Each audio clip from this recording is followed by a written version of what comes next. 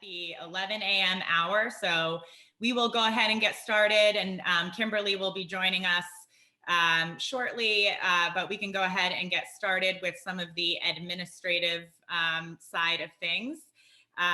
So everyone, welcome back. I'm so excited to be back for our Thursday at 11 a.m. chats, innovation and solution chats. This is the bonus session that we have been promising, where some of your unanswered questions can get answered.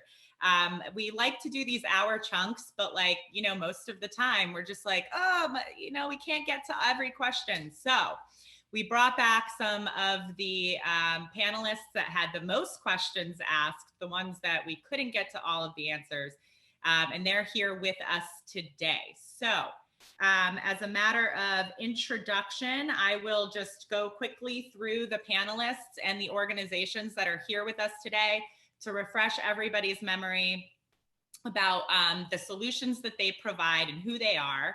And then we're going to go through the questions that our audience has been sending in over the past couple of weeks, as well as some of the questions that had been left unanswered from our sessions.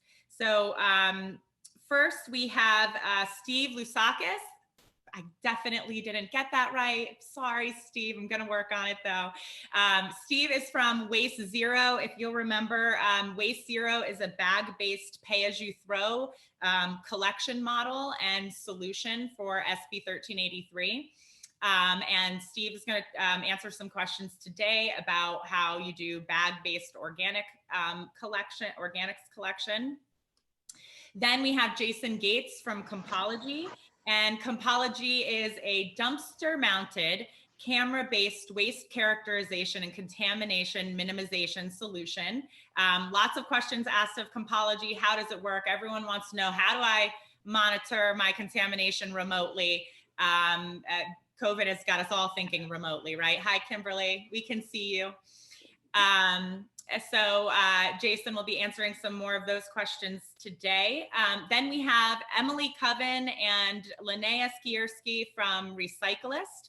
And Recyclist is an integrated education and data collection and reporting tool for all aspects of SB 1383. Lots of unanswered questions about Recyclist, so we'll be answering them today. Then we have Natalie Lessa in the MRF. Coming to us with ground truthing, the realities in the field of 1383. She's doing a waste characterization today, but it's taking some time out. Rocking her PPE.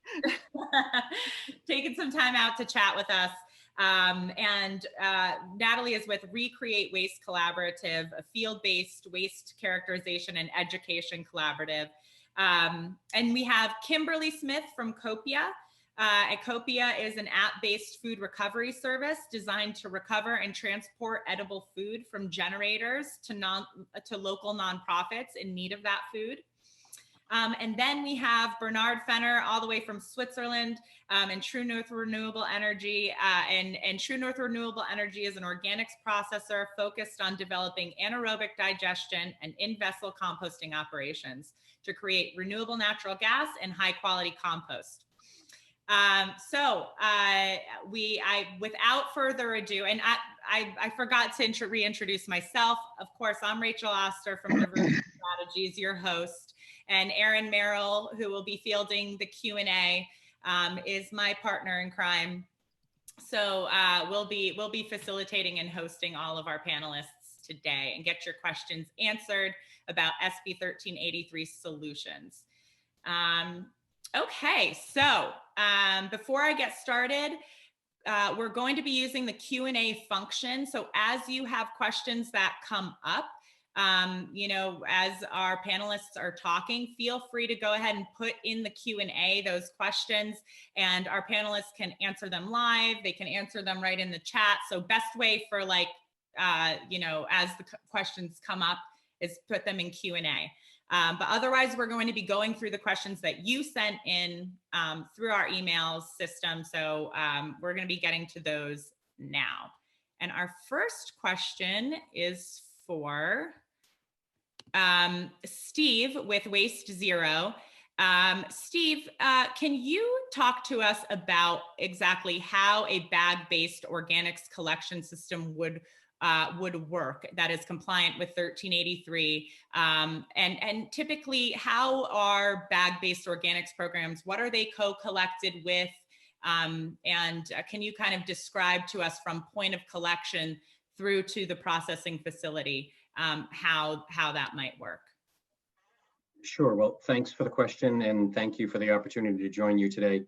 As a note, I am from Boston, so there will be a pile of unused R's sitting right here. If you can't understand what I say, just let me know and I'll restate it in English. So looking end to end at an organics collection program, what we see first is that you have household issues, you have collection transportation issues, and you have processing issues, all of which you want to consider. And so what we find first is residents want the material bagged, either in the kitchen or at their cart level. Some may want it both, but what we find is for resident acceptance and participation in the program, you need to address the issue of the mess. And the frequency of cart cleaning and the frequency of other things. So what we find is that residents want the material in a bag, and we need it in a bag from an operational standpoint to make sure it's segregated from everything else. So when we're looking to answer that question, we want to keep two things in mind.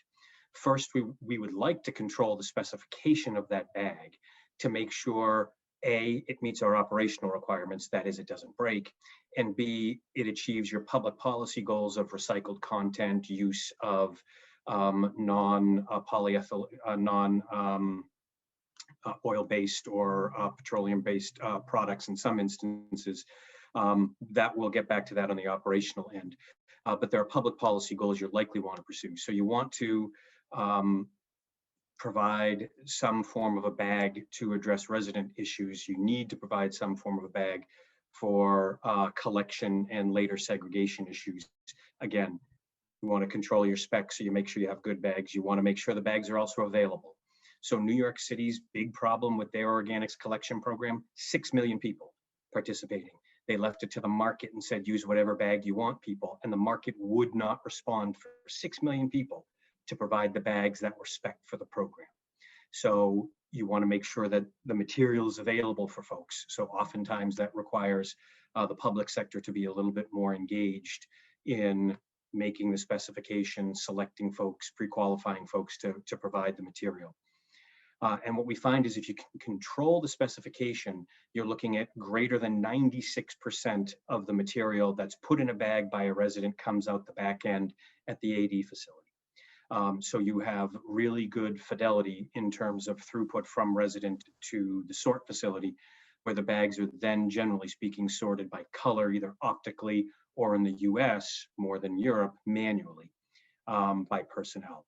And that's where you'll typically have debagging. What we find is, from a facility standpoint, a preference for polyethylene bags, linear low density polyethylene. They are about half the cost of the certified biodegradable bags, and they perform a little better. Most of those bags, I've not seen an anaerobic digestion facility yet, and they very well may exist, but none of the ones we work with want the 6400D certified compostable bags. They're just not in residence long enough or the temperature high enough for them to degrade in AD. So typically folks will use, the bags are being debagged anyway. So why not use the least expensive bag? So what we find is end to end, resident puts it in a bag, control the specs so the bag stays where you want it, the bag's available, and you can achieve public policy ends, and then the facility is going to debag it anyway, so might as well reduce your cost. We typically, it is collected with the trash. I'm sorry, go ahead. No, I was just going to say, thank you for that description. And I think if anyone has any additional questions on that, to put it in the Q&A. We have a lot of questions to get to, so I'm just going to step in and go to a next question.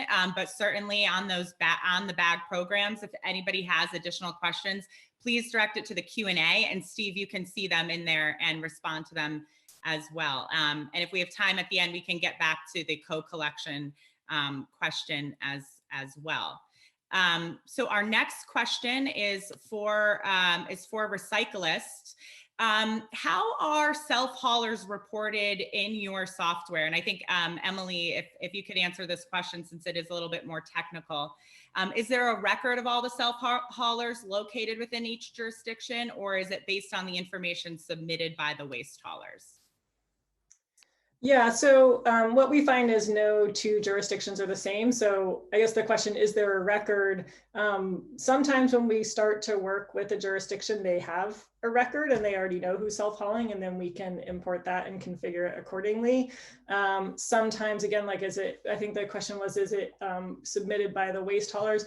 Some waste haulers track that information. When they're out in the field, they're logging that in their system in some way. But I would say most often people are kind of starting from scratch. So it's really collected through those site visits and technical assistance and phone calls and asking what's going on. And so within our software, it is definitely possible and frequently done to track which generators are self-hauling and even what materials they're self-hauling. But the source of that data really varies by jurisdiction in terms of who knows that in the first place. But yeah, I think it is most often gathered out in the field. Okay. Well, thank you. And the next question is for Copia. Will the service be provided to those businesses? And remember, Copia is the edible food recovery services. So will that service be provided to businesses and nonprofits located in hard to service areas or rural communities? I think, maybe describe a little bit about how your service would work in rural, or if it's better suited for more dense populations. Sure. So thank you for the question. So the short answer is yes. We are not limited geographically anywhere in the United States to service any donor, or any commercial kitchen or business food generator that is looking to donate food in need, or excess food, excuse me. As long as we have communities that are in need, we will make sure that we can service. So we do, in fact, work with a number of rural partners right now, and there are no limitations geographically. Okay, thank you. Thank you, Kimberly. Jason, this one's for you, for Compology. Someone is interested in understanding how route reviews for contamination monitoring work for commercial businesses. And then there's a second part of this question, which I think I can answer. Does a jurisdiction need to review every commercial hauler route in the jurisdiction annually? But Jason, why don't you go ahead and answer the first part of that question, how the Compology service would work for commercial accounts, and then I can discuss the other part of the question after. Yep, absolutely. The way the Compology system works is that we're retrofitting a camera into each dumpster and taking pictures 3 to 5 times a day. Our system automatically processes those images to determine the fullness and the content of that container. What that allows from a route review perspective is to automatically perform route reviews on whatever set frequency or time window you want to look back at. So if you want to look at the monthly, weekly, quarterly, annually, those are all reporting settings that we can set for you. And the route review output is providing the fullness by volume, the estimated weight based on EPA estimates, or if you have more specific estimates of weight based on your jurisdiction for the different material streams, we can use those, as well as the counts of the different types of content or contamination that we're finding in each of the different streams. What that allows you to do is really accurately look at trends over time, whether it's month to month, quarter to quarter, year to year, and watch the efficacy of the programs that you're implementing around education result in that decrease in contamination or the crossing of materials between those different streams. And I would say as well that the reporting software also would be able to comply with the requirements around taking pictures and notifying the customers as well. So there's that element as well. And then the question that came in about if a jurisdiction is required to audit every route or do a route review for every route. It depends on the method of contamination and minimization that is chosen by the jurisdiction. If a jurisdiction is looking to comply with the performance standard, then there's other types of contamination monitoring that has to occur at the transfer station, certain waste characterization requirements. But if the jurisdiction determines that they want to comply with the contamination minimization requirement by doing route reviews, that then they would be required to look at a sample size of commercial accounts per route. So every route would have to be audited, but not every container would have to be audited on that route. So so that's the requirement for route reviews, and contamination minimization in general has the options for how you would comply with that requirement. And it's specific, as Emily said, every jurisdiction is different. So there's going to be different models and different best practices for each jurisdiction, depending on their program. Okay, thank you, Jason. The next one is for Natalie in the MRF. Natalie, can you explain how waste evaluations for contamination are to be conducted? Yes, absolutely. Hi, everyone. Again, my name is Natalie, the primary consultant with Recreate. We're really the boots on the ground for waste characterizations and education outreach, if you couldn't tell. And I'm sorry that calling in from the MRF today, we're really in the heart of what SB 1383 is addressing. And this question on contamination is really what we're doing here today. So to answer the question, the regulations seem to really point to two styles of conducting a waste review in Article 3. And so I'll tell you about those. The first example would be the bin flip. And that's something that we're doing right now for the Mojave Desert and Mountain Recycling Authority, or San Bernardino County JPA. And in this example, we're working with the 3 different waste haulers there to conduct on-the-ground waste reviews, randomly sampled addresses to evaluate the recycling bin for contamination. So this isn't specifically for SB 1383, but the process would be the same. So our staff are going out and essentially walking the street. We've already identified the addresses that we'll be going to and doing visual assessments and using various tools that we can kind of poke around. Of course, we're letting the residents know beforehand that we're coming, which is really important. And we're leaving an oops tag, which, Rachel, if you have a photo of that to share, we recently created this with Aaron Duckhorn, and this is an example of an oops tag that can be used. I know the Recycling Partnership offers a great sample that can be adapted for your jurisdiction. But we'll be looking into the cart, doing our visual waste assessment, identifying top contaminants. So for this study, we're focusing on 5 primary contaminants that have been mentioned from the processing facility as our kind of the most troublesome items. So we'll be check marking which of the top contaminants we found in the bin, if we did find any, and then leaving that behind. And then a few weeks after, we'll be following up with door-to-door outreach once it's safe to do so. So this is an example of a type of waste review that could be conducted for meeting SB 1383 requirements. However, some jurisdictions, and your LAMD representative will best be able to tell you which type of waste review you're required to conduct. But the second would be doing either a cart-based or facility-based audit. And that's what I'm out here doing today. And Rachel, you can take that off the screen. Thank you very much. So if I could show you what we were doing at the facility today, you would see there are random samples of at least 200 pounds that are being collected from the floor. There are different ways that you can generate a random sample on the ground. And then you would see about 20 different large bins where staff are separating out the sample size into different material types. And we're identifying essentially the composition of the waste stream. So this is another way to do that. This is the facility-based type of characterization.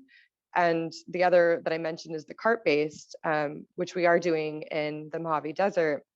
And that is that we're actually collecting the cart, which is for a single family, and dumping the contents into a big bag in a box truck. And then we're able to evaluate the effectiveness of our education and outreach by having that baseline characterization data, and then a second round a few weeks after we've conducted our education and outreach. So that would be a cart-based. And these are all examples of different ways that you can conduct a waste review. It's a pretty messy job, as you can see. I wish I could show you my gloves, but I won't. They're completely caked in different items. I just brought one thing to share. This is the primary thing we've been finding today in the trash. A lot of fabric coming from the commercial area of Los Angeles. So I think that kind of wraps it up for that question. And thanks again for having me. Thank you, Natalie, and thank you for joining us from your waste characterization. And be sure if anybody has any additional questions, again, to just drop them in the Q&A, and our panelists can answer them as we go here. Our next question is for Bernard from True North Renewable Energy. Bernard, there is a lack of organics processing infrastructure in the states. No surprise to anybody who's engaged in watching us. What do organic developers and processors need? What does True North need to really to gain financing for a project and begin construction? Thanks for having me, Rachel, and the team here. That's a very good question. Actually, we have just talked today on that in our workshop, Aaron. Basically, as a developer, we have quite a lot of ingredients for the soup of developing suitable projects. So we are exploring technologies. We are creating our own system. So we have that under control. Our company, and we are fortunate of that, are just developing at risk. All the development money is at risk. So our owners, True North Venture Partners, they really want to develop this business field, and they take that risk. On the other side, what we also do in that development, we secure a site. We have secured a couple of sites around LA, in the greater LA area, and have good purchase and sale agreement that gives us time to go through the permitting process. But one of the most important ingredients to get that project financed at the end of the day is commitment on feedstock. And best would be a long-term commitment on feedstock. On the other side, we don't want to have everything committed. We really want to have part of our facility in a merchant way that we can also optimize the income from our side. But certainly to get that first project, that project starting off the ground, beside all the ingredients that I just explained, it's really commitment on feedstock, either from a waste hauler or from a jurisdiction or a combination. Also some commercial waste, but typically they don't commit that on a long term. Thank you, Bernard. Yeah, I mean, that's touching on such an important topic, which is, it's kind of the chicken or the egg.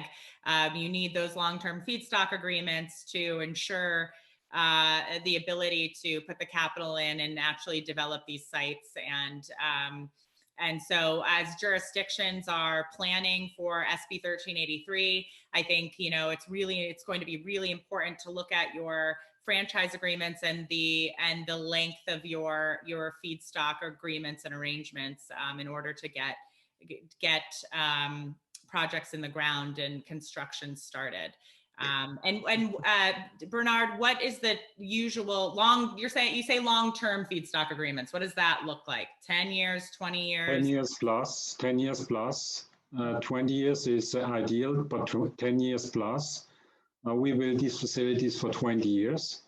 So basically 10 years plus, that would be really helpful. On the other side, in order to obtain that commitment, we are also open to any kind of cooperation that makes it happen, kind of a partnership approach or whatever.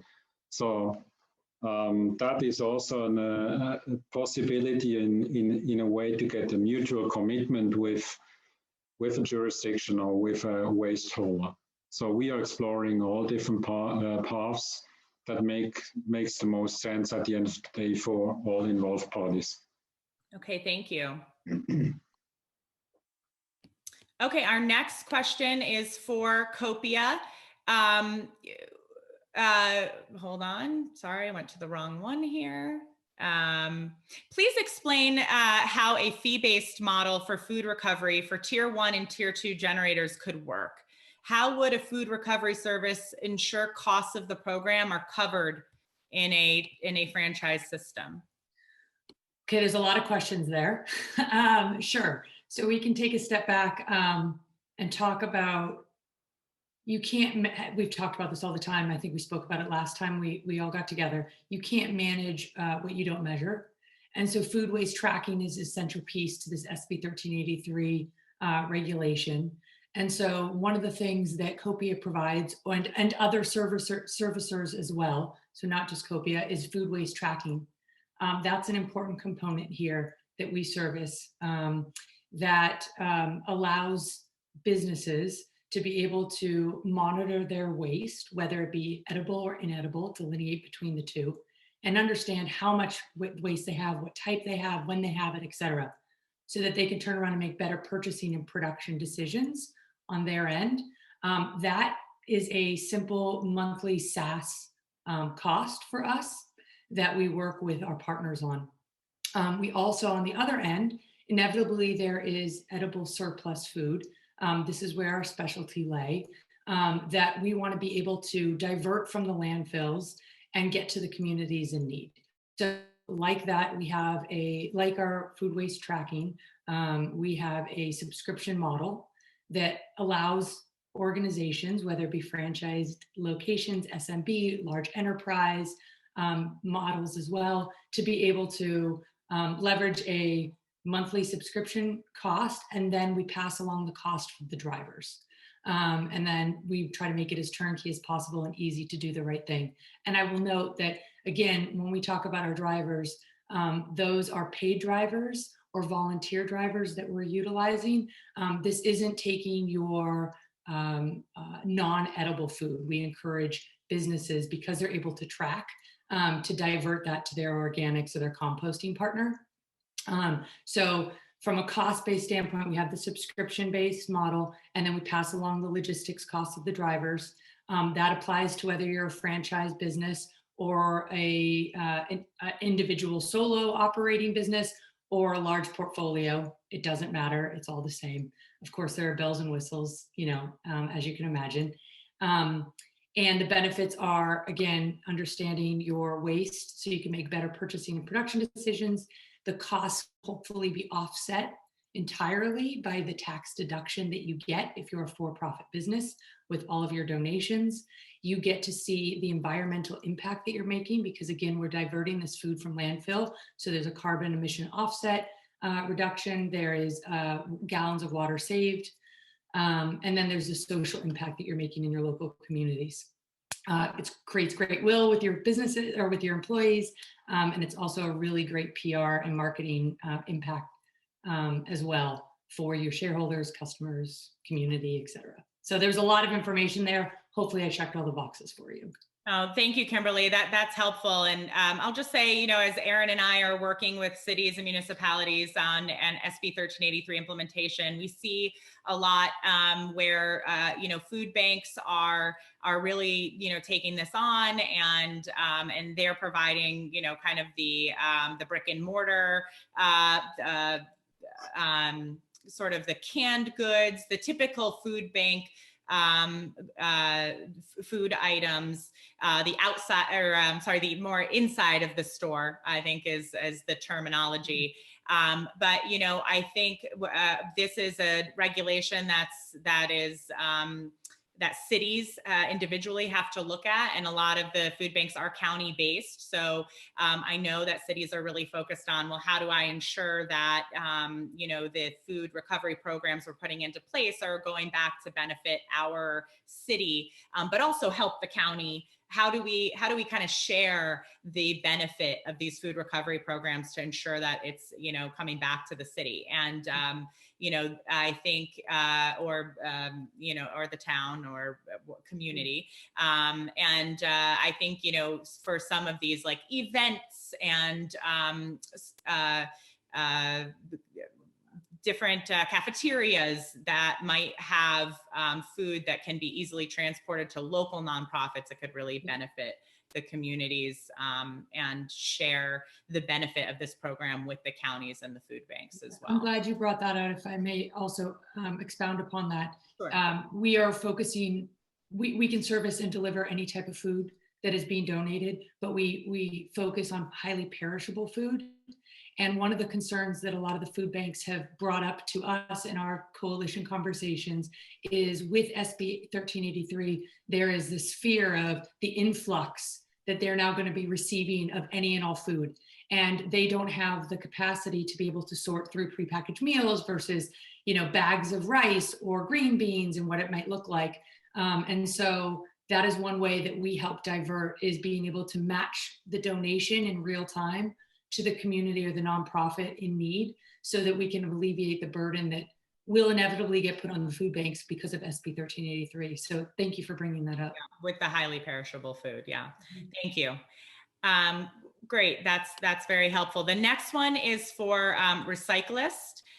What kind of filters, now on the food recovery, now that we're on the food recovery dialogue, what kind of filters are included in the food recovery entities tool? Can users create their own filters and customize the content, or is the template pre-created? Yeah, I think I'm not sure exactly what's meant by the food recoveries entity tool. We certainly have, you know, within our program tracker, you know, the ability to track food recovery entities. So I'm guessing that's what that's referring to. You can enter who your food recovery entities are and all the details about them that you have to track per 1383. And when we say food recovery entities, we just mean food recovery organizations and services, but because that's a mouthful, we've switched it to food recovery entities. But the way that our software works for not just food recovery entities, but for everything, for generators, for outreach activities, like whatever you're tracking, is that everything's always based on a template. We kind of have a boilerplate that we start with, and then we always customize it to meet the needs of a jurisdiction.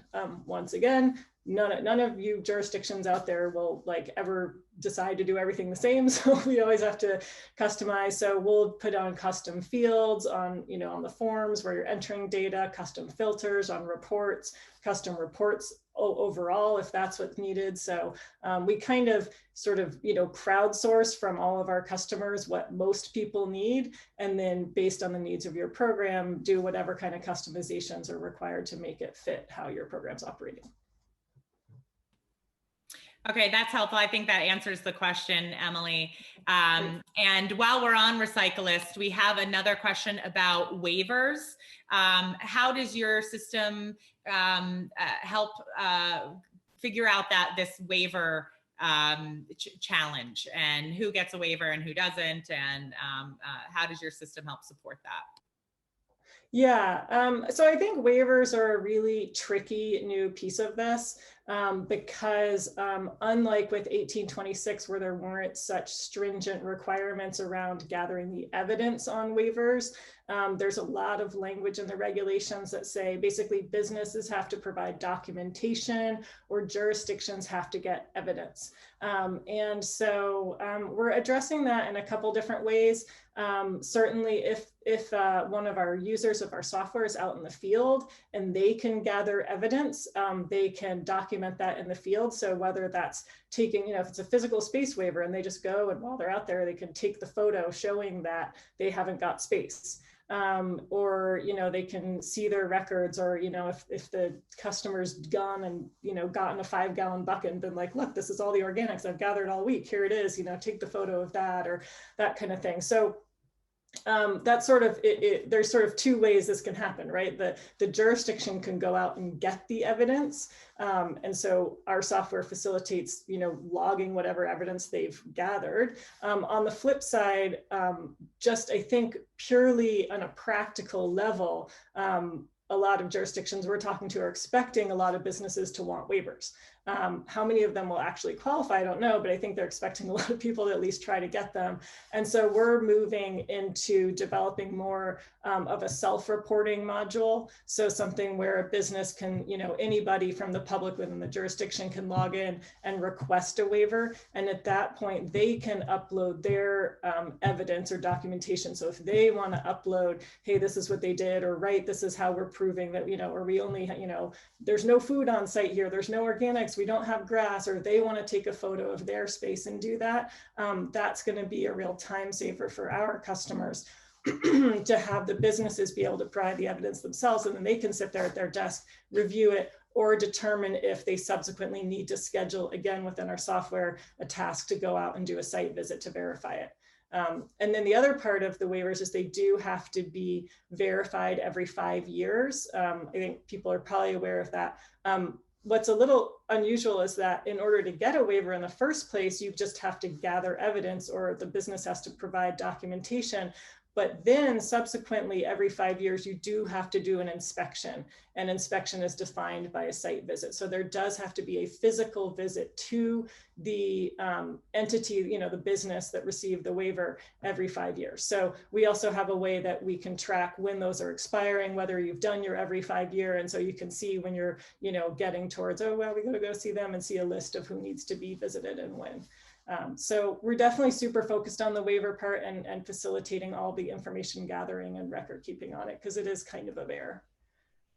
No, that's really helpful. We had a few questions come in about waivers. I know it's something we're hearing about as well as we talk to folks. So that's helpful, and great to know that there's a solution and a tool out there for it, and it will remind. Yeah, I mean, at the end of the day, like, it's still a lot of work. Like, I can't sugarcoat it and say, like, it's going to magically, waivers will just like rain from the sky and everything's going to be fine. Like, it's still a lot of work. We're just trying to facilitate making it as painless or less painful than it would be otherwise. Yeah, and there's definitely inspection required. So times on the jurisdiction or whoever's designated to do that for the jurisdiction. Absolutely.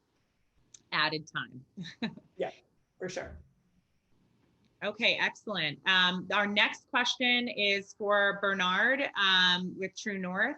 As curbside organic programs begin to commingle food and green material, how does the AD facility deal with the variability of the green food mix, as well as the management of contaminants in the feedstock? And we heard from Steve before a bit about the challenges with biobags. So any thoughts on that, as well as a follow-up to what Steve mentioned would be helpful. Mm-hmm. Okay, thanks for the question. So first of all, with the variation, I think it's like us. We have a digestion system, so we can digest different types of food, and that's very similar with such a high solids AD plug flow system. It's really capable of digesting different mixes of organic waste, also changing over the time, over these 20 years. We don't know how it's going to look like in 20 years from now or 10 years from now, even though if we can secure long-term contracts, we don't know the composition. On the other side, removal of the contamination or non-organics is crucial, and we try to take as much as possible out in the front end of the system. So we still expect that we will be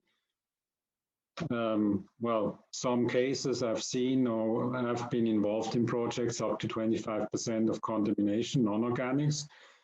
So you have to build a smart pre-processing solution, not a MRF, really a pre-processing of these Comingled Organics to take out the plastics, etc. And then the remaining non-organics you will take out on the back end. To the additional question of decomposable plastics or something like that, I think that's a very good point. Basically, if it's bags, if it's spoons and forks and everything, or cups that are decomposable or not, the system cannot really distinguish between plastics and non-plastics. So basically the pre-processing will take out a lot of that, if it's plastic or if it's an organic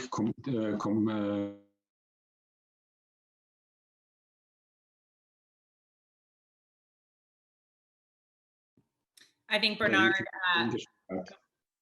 Bernard, you froze a little bit there, but I think I could finish your thought there, that basically whether it's a bio bag or it's another type of material, plastic, it's still going to have to be removed as a contaminant prior to digestion.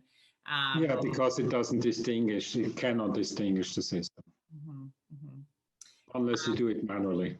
Thank you, Bernard. And Steve, just kind of going back to you on this, Bernard was describing that any of the digestion facilities, organic processing facilities, and really as a result of SB 1383 and their requirement for high diversion organic waste facilities, how does talk to us a little bit more about how those commingled programs that are bag-based, and in what stream are they typically commingled with? Sure. So in the US, where the separation is a little bit more manual, we typically find the organics being co-collected with the trash. And I think part of that is also we're starting net new for many of those programs where the food waste and the organics are already in the trash, and separating it into a different bag. It was in the trash stream to begin with because we weren't composting. Now we're composting. If there's a problem, it's in the trash. It's not an issue. When we look at some of the more European models in Norway, in Sweden, Belgium, and Forbach, France, and a few other places, we see the material all being collected together, whether it's recycling in unique recycling streams in different colored fractions, as well as the food waste and the trash, which really allows you to get pure paper in your paper stream, pure glass in your glass stream, and now it has value. So it really depends on where you're starting from. You can either put it with the trash or you can put it with everything if you're doing something more fulsome from a collection standpoint. Thank you, Steve. And Jason, now that we're talking about contamination and monitoring for it, can you tell us how the Compology system works to increase efficiency of current collection or inspection programs that may be already, flipping lids? How does the camera-based system make that more efficient and a better education tool for the customer? It's a great question. We found there are two key elements to delivering effective education. The first is making sure that it's getting to the right people. So the people who are responsible for actually taking out or sorting the waste at a specific facility. And the second is the timeliness of the feedback. So making sure that if behavior is incorrect, that is corrected as close to when that material is put in the container as possible with specific evidence. What Compology does is by taking pictures multiple times throughout the course of a day, we're able to identify when contaminants are added to a material stream and deliver notifications either in the moment, so real time, to the point of contact for a specific address, or bundling all the notifications to the end of the day. So if you had a set of 10 containers on your property, maybe for a multifamily housing property, we could send a facility manager one notification at the end of that afternoon saying, here's the containers with contamination in them, which require that contamination to be removed before a truck comes for service the next morning. The education is pretty actionable in the sense that it shows a picture of what the contamination item actually is, so that they can associate the education they're receiving on a text or email with the action that they actually need to take. And some brief description of what the consequences might be if they don't remove the contamination, perhaps a fine or a contribution to more material going to the landfill. In our pilot deployments with jurisdictions that are running specific 1383 compliance programs, we found that over a 6-month period, that reduces the amount of contamination by about 80%. Oh, thank you, Jason. That's helpful. Okay, our next question is for Copia. Copia, for the drivers, I know in our session on food recovery, you mentioned that you were working with Postmates and DoorDash on the delivery of the edible food to the local nonprofits. Will Copia include other rideshare delivery agencies to expand the transportation needs, or if there is a already existing transportation system, are you willing to or able to connect your system with that rideshare delivery service? Sure, absolutely. So the answer is absolutely yes. We are not held to any, we don't have any exclusive partnerships with delivery. Our goal is to be a nimble platform to be able to accommodate any machination of a delivery service or food recovery program. So we currently, as you mentioned, work with DoorDash and now Postmates, or we work with Postmates, now Uber. We also work with a number of volunteer programs as well. So we are open and available to have webhook integrations or support any iteration of transportation needs that you guys may have in place. And the goal here is never to, if you're on the phone, you're thinking, well, we already have volunteers, we already have a service that we're using. We're not trying to replace anything that's working for you right now. We're only here to support and fill in the gaps. So if we can help with our analytics and our routing and logistics, or our donation matching, or whatever component is missing for your program, that's what we want to focus on for you. Okay, thank you, Kimberly. And just an add-on to that, folks are interested in how long the digital receipts will be kept in the software, and is it cloud-based? Yeah, how does that work? Sure, yeah. So the digital receipts we provide for all of our donors, so that at the end of the year, your accountants are very thankful for that tax deduction. Again, if you're for profit, great, you get the tax deduction. If you're not, you still have different steps that you have to take to prove your nonprofit status, to keep your nonprofit status. But we do provide those there at this point, no limit in time of how long we keep those for our customers. And we do store them on the cloud through AWS, if anyone is interested, through an encryption. Okay, great. And then this brings us to our last question, and then we'll take some final thoughts from our panelists if you guys are interested. And this one is directed to recyclists. So for recyclists, how are the waste haulers data broken down and verified in the program tracker tool? And is there a checklist or a formula used to red flag the entries and double check for accuracy? So I'll repeat the first part. Maybe I can help by repeating the first part of the question. Yeah, no, that's okay. That's a big question, because that's like kind of like, how do we do most of what we do all day, every day? But I will give a sort of broad strokes overview.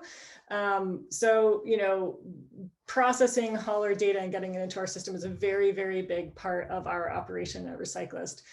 Because as I'm sure all of you know, if you don't know what's happening out there in the field, you don't know who's generating the waste and how much you're sort of at 0.0, right? So that's really what we do. So the sort of the main way, I guess I would say we break it down, or in our words, we sort of process it, is we take what haulers track as accounts or as bins, and we translate that into generators, right? So one generator might have multiple accounts and might have multiple bins serviced multiple days a week, and we kind of roll that all up to be like, this is actually the generator.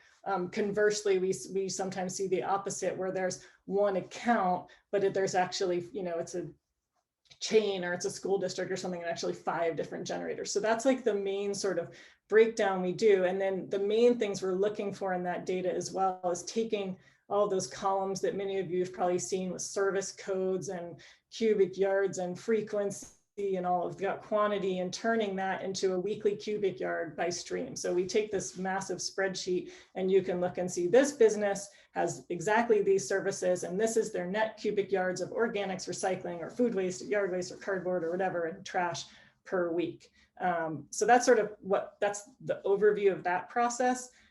In terms of, I think it was like checklists, formulas, accuracy, we are sort of obsessed with that. I actually am constantly trying to tell my data engineering team to work faster, and they're like, no, we're so obsessed with being perfect. So we've invested like thousands of hours in this. We have many checklists. We have, double checks, triple checks, quadruple checks. We have a QA, quality assurance process, that comes in when we first receive the data before it even gets to our engineers, to go back and forth with the customer, the hauler, to make sure that it looks like what they sent us the last time. We have a QA process during the processing, and then we have a QA process afterwards as well. We look for duplicates. That comes in a lot, the same record twice. And then the other thing we look for is accounts that have to be merged. You can't tell from looking at them. It says business A at this location and business B at that location, but really they're actually the same place. It's just funkiness with the data. And when we see anything questionable, we send it back to the customer. We're like, hey, this looks a little strange. So we kind of do almost like, we work a lot directly with some haulers, and we almost serve in the capacity of like quality control that then they can write back to their database to clean things up. And we also look for significant changes. So since we do these quarterly updates, if we get a data set 1 month and then 3 months later, there's twice as many records, or there's massive changes. We saw massive changes with the pandemic, and that was the first time we were like, oh, there's massive changes and they're actually right. But usually when you see massive changes, that's a sign that something's wrong. So we don't just blindly import it. We'll go back to the customer and be like, did you really have your trash service in 200 generators this month or whatever? So it's really it's big and it's complicated, and it's a big part of what we do. But yeah, I don't know if that's too much or too little information. No, I think you answered it quite well, Emily, in a condensed way. But yeah, I mean, I think anybody who's worked with hauler data and information from different companies understands that it's all collected differently, all different systems. So you guys probably have access to more of that than anyone. So thank you for sharing that. And if anybody has any additional questions, I know Emily and Lene are easy to find on LinkedIn and other platforms. So please feel free to reach out to any of our panelists. So before I just go for some final thoughts, if any of our panelists have any, I want to share some of my final thoughts. I love to zooming out and looking at the big picture of how all of these solutions and technologies could potentially talk to one another, support each other, and achieve success with SB 1383. As Diversion Strategies, we'll always be looking at the most innovative solutions and technologies available, and be bringing them to you to think about how they could be useful for your communities and your jurisdiction. So in that vein, we're going to be continuing these 11 a.m. Thursday chats on innovations and solutions. And we're really excited to announce that we're going to be having a fun interview with an influencer, an Instagram influencer in our space, okay? And it's a sanitation worker. He is the coolest. He's from the city of Philadelphia. Look him up on Instagram. His name is Yafave Trashman. Okay, you're gonna love what he does. He's really gaining a lot of followers, and he's really influencing folks on how starting in your communities with cleaning up and supporting community cleanups and managing our trash and our waste in the right way can help build community. This guy started in June, but I find him really refreshing and exciting to have an influencer like that in our space who's gaining a lot of traction. So check him out. We're going to be bringing him on to interview him about his work in the city of Philadelphia and what he thinks about how sanitation workers can really help change communities for the better. That's going to be coming up in April. So follow him, get ready. We're going to have questions. We're going to have a fun time with him. And we're also going to be continuing to bring SB 1383 solution providers and having these important conversations and dialogue with all of you throughout the spring and into the summer. So stay on our email. We're going to be sending out a survey soon to find out, are there any other topics you'd like us to cover? And we're going to figure out how to provide you with that kind of content. So with all of that said, is there any final thoughts from our audience? Anybody want to say anything, share anything? We're open to hearing it. No? All right, Jason. I have one closing thought, which is that a lot of the solutions that we're talking about are new to folks. And while they've been deployed at scale for a while, I think implementing them in jurisdictions here is new. So I would encourage everybody to think about how to try before you implement something across your whole jurisdiction, and talk to all of the providers here about pilot programs and ways to crawl, walk, run into some of these solutions.